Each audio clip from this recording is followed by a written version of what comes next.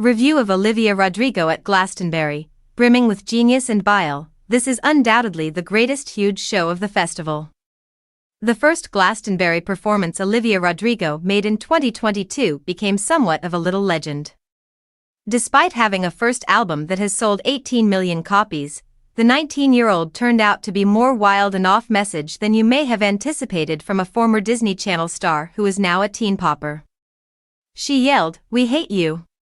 We hate you," as she listed each judge who was in charge of overturning Roe v. Wade that weekend, and then she sang Lily Allen's "Fuck You" in duet with the song's creator.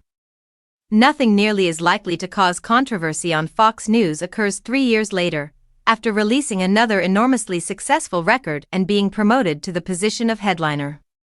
When the singer announces the arrival of a special guest, perhaps the best songwriter to come out of England, a Glastonbury legend and a personal hero of mine, you somehow expect Ed Sheeran to come out of the wings, acoustic guitar in hand. However, the singer is still capable of surprising people. However, Rodrigo is somewhat harmed by this. It turns out to be Robert Smith, with whom she performs duets on renditions of Just Like Heaven and Friday I'm in Love. As young people like to say, getting the frontman of The Cure to be there is a huge flex. For starters, it's the only secret appearance of the whole festival that really seems to have been kept a secret, as seen by the startled WTF gasp that greets his arrival. It's also a clever strategy to attract a much more diverse audience than you would think typically shows up for Rodrigo's performances. She established her reputation with songs that sounded like adolescent journal entries paired to music that struck a mix between pop-punk and piano balladry. In actuality, however, Rodrigo already has the audience's affection before Smith shows there, so he doesn't really need an alt-rock icon to achieve it. She's a really captivating performer, dressed in 18-hole Doc Martens. She plays up to the audience by singing about Britain's pubs, where no one judges you for having a pint at lunchtime, and M&S confectionery icon Colin the Caterpillar.